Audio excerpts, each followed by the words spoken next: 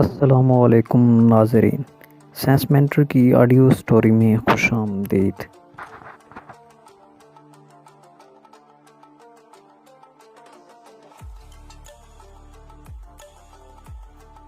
Thomas Edison مشہور عالم اور سائنسدان تھا۔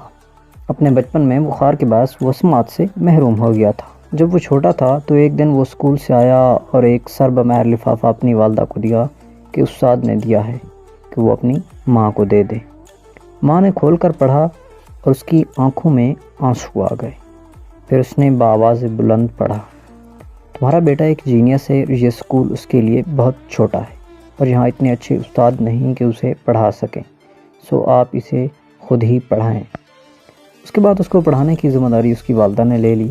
سالوں بعد جب تھامس ایڈیسن ایک سائنسدان کے طور پر مشہور عالم ہو گیا تھا اور اس کی والدہ وفات پا چکی تھیں، تو وہ اپنے خاندان کے پرانے کاغذات میں کچھ ڈھونڈ رہا تھا کہ اسے وہی خط ملا۔ اس نے خط کو کھولا تو اس پر لکھا تھا، آپ کا بیٹا انتہائی کند ذہنی طور پر ناکارہ ہے، ہم اسے اب مزید اسکول میں نہیں رکھ سکتے۔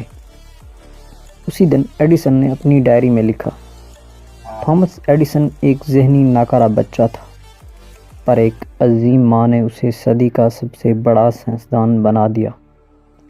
سچ کہتے ہیں، ماں نسلوں کو سنوار دیتی ہے۔